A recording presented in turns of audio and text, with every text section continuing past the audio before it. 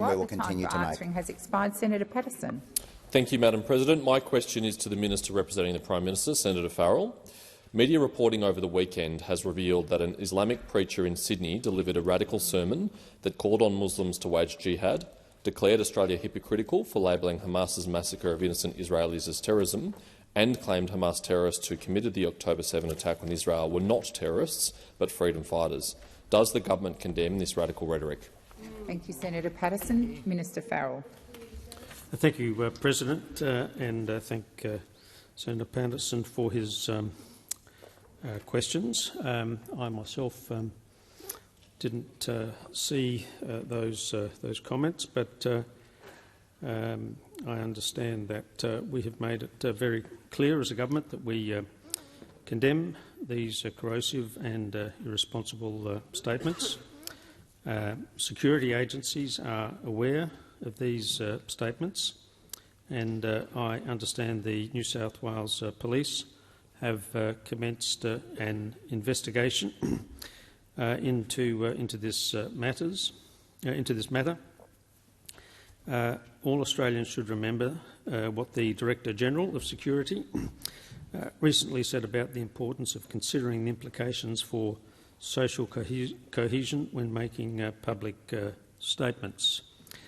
ASIO has seen direct connections between inflamed language and inflamed community tensions.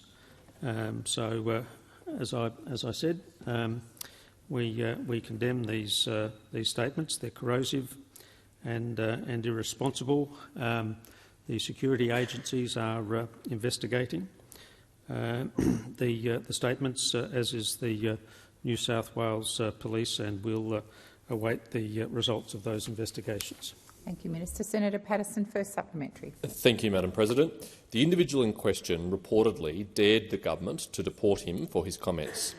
Will the government take him up on this by immediately cancelling his visa if he is found to have violated his visa conditions? Thank you, Senator Patterson. Minister Farrell. Thank you, President, and thank Senator Patterson for his first supplementary question.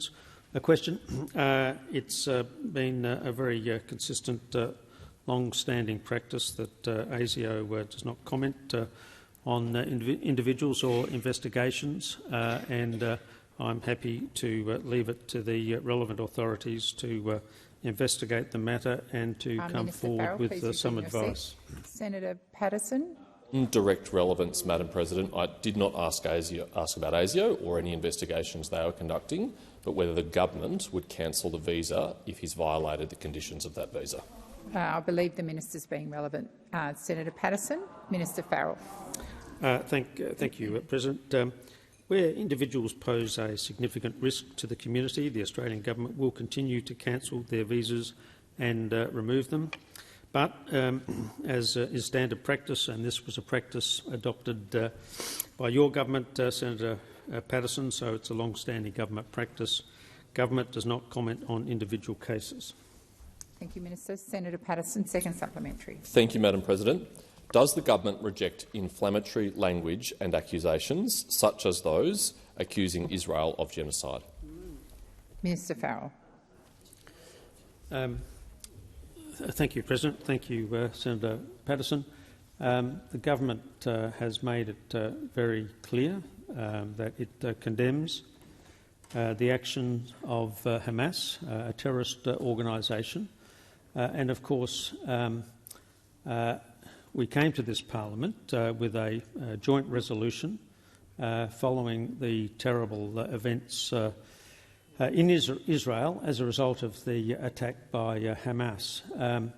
What I do want to reject, though, is the attempts by the opposition to gain political advantage and score political points out of the terrible tragedy